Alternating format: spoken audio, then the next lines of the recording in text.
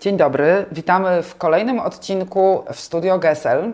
Odcinku, którym będzie rozmowa z gościem. Dzisiaj długo wyczekiwany przeze mnie Adam Sarnowski, dyrektor Biura Inwestycji Kapitałowych Banku BNP Paribas. Cześć Adam. Cześć, dziękuję bardzo za zaproszenie. Jak już powiedziałam, pracujesz w banku, ale zajmujesz się inwestycjami kapitałowymi. Powiedz, na czym dokładnie polega Twoja działalność? Działalność inwestycyjna polega na wyszukiwaniu atrakcyjnych celów i po prostu realizowaniu tych inwestycji.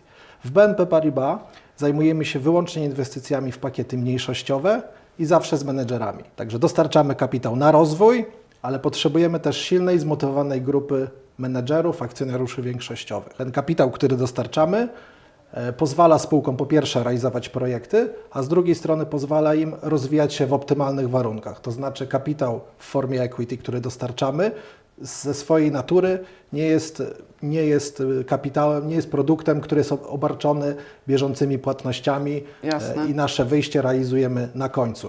Stąd te spółki mogą w lepszy, bezpieczniejszy sposób rozwijać się i rozwijać swoje projekty. Do jakich podmiotów skierowana jest Wasza oferta? Nasza oferta skierowana jest do polskich spółek i do menedżerów tych spółek. Ambitnych menadżerów pewnie.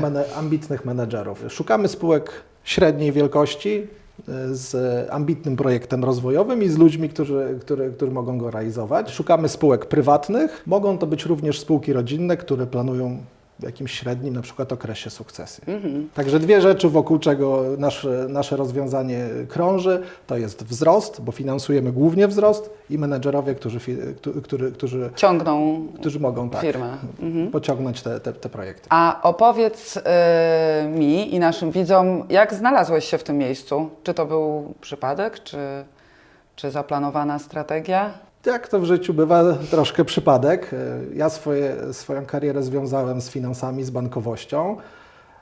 No i miałem szczęście do ludzi i mam szczęście do ludzi chyba. Dziękuję do Ciebie też.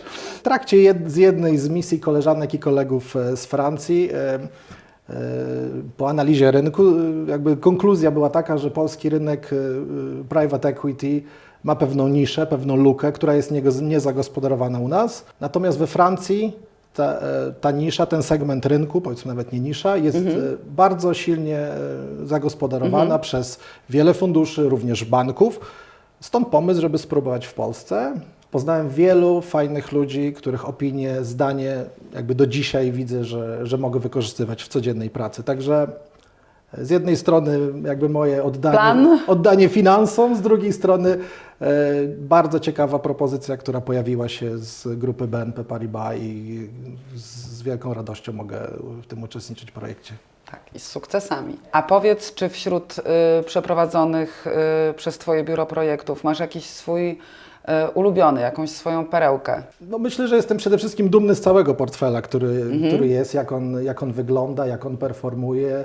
Jestem dumny z jakości relacji, które mamy z menedżerami. Jestem dumny z tego, jak te spółki przeszły przez różne perturbacje, które pojawiły się na rynku, typu COVID i tak dalej. Ale mówiąc o takiej jednej perełce, jak powiedziałem, ja wywodzę się z banku, byłem bankowcem, finansowałem wcześniej spółki, współpracowałem ze spółkami, a nie byłem inwestorem. Natomiast ta pierwsza inwestycja, myślę, że bardzo utkwiła mi w pamięci. Była to spółka z obszaru usług dla biznesu, wykorzystujących nowoczesne technologie.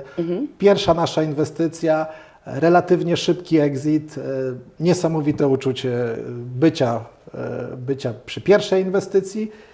Przy wejściu i przy wyjściu. I przy wyjściu. Coś niesamowitego. Oczywiście późniejsze exity też są bardzo ciekawe i satysfakcjonujące i bardzo fajne, natomiast ta pierwsza na pewno jest mi w pamięci.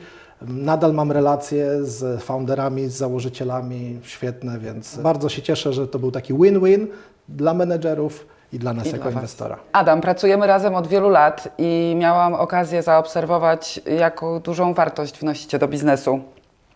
Ciekawa jestem, jak Wy na to patrzycie. Jaki jest z Waszego punktu widzenia wkład banku w biznes, w który inwestujecie? Przede wszystkim z naszej perspektywy najważniejsi są menedżerowie. My szukamy tych menedżerów. Oni kreują największą wartość. Z drugiej strony, tak jak powiedziałeś, my jesteśmy również w wielu projektach nieodzowni, bo bez nas albo projekt mógł się nie odbyć, albo byłby bardzo, bardzo opóźniony w czasie, więc po pierwsze i najważniejsze to jest dostarczenie kapitału. Z drugiej strony my jako BNP Paribas, jako inwestor finansowy staramy się wypełniać naszą rolę poprzez przygotowywanie spółek do wyjścia, przekonywanie menedżerów, co jest istotne z punktu widzenia potencjalnych kupców. Wydaje nam się również, że jest bardzo istotne uniezależnienie spółki od founderów i wprowadzenie nowych menedżerów, by potencjalny nabywca również miał komfort w tym zakresie. Także kapitał i przygotowanie do exitu. Myślę, że to są takie dwie najważniejsze role, które mamy przed sobą. Operacyjnie oczywiście odpowiadają menedżerowie za zarządzanie spółki, jak bardzo możemy ich wspierać, tak wspieramy, ale często nie mniej ważne jest przygotowanie tej spółki do exitu i myślę, że tu jest nasza ogromna rola. Wiele projektów przeprowadziliśmy razem. Mam nadzieję, że dla Ciebie to dobre wspomnienia, tak jak dla nas. Zdecydowanie mam bardzo pozytywne wspomnienia z wspólnych transakcji wejścia. To, co mogę również powiedzieć, to bardzo mi się podobało, jak doradzacie przy wyjściu, bo wejścia no to jest trochę dla nas chleb powszedni, ale też chciałbym podkreślić Waszą rolę jako kancelarii w zabezpieczaniu interesów wychodzących founderów, czy akcjonariuszy większościowych. Często dla nich jest to jedna transakcja tak ważna, tak duża w życiu. Transakcja życia, tak. Transakcja życia, więc to tutaj dziękując za współpracę też chciałbym pochwalić Was, jak dobieracie odpowiednie rozwiązania,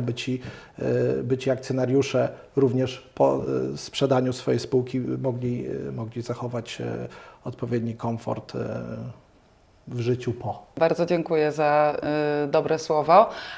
A powiedz jeszcze, jakie macie plany na najbliższe miesiące? Staramy się dostosowywać naszą ofertę do zmieniającego się rynku. Będziemy starać się robić troszkę większe transakcje, być może troszkę sięgać w inne segmenty rynku, to jakby z jednej strony.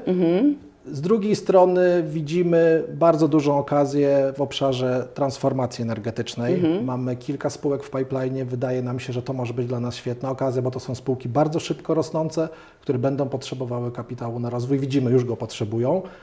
I to jest dla nas bardzo atrakcyjny obszar, w którym widzimy swoją okazję na fajne inwestycje. Bardzo ciekawe. Mam nadzieję, że to będą kolejne okazje do naszej współpracy. Powiedz jeszcze na koniec, czego Ci życzyć? Wydaje mi się, że tak jak powiedziałem wcześniej, miałem duże szczęście do ludzi, więc dalej chciałbym mieć szczęście do ludzi, do menedżerów, nosa do menedżerów. Wydaje mi się, że jakbyś mogła mi tego życzyć, to bardzo się ucieszę. To życzę, bardzo serdecznie Ci dziękuję za rozmowę. Wszystkim, którzy nas oglądali, dziękuję za uwagę. Zachęcam do lajkowania, subskrybowania naszego kanału i do zobaczenia.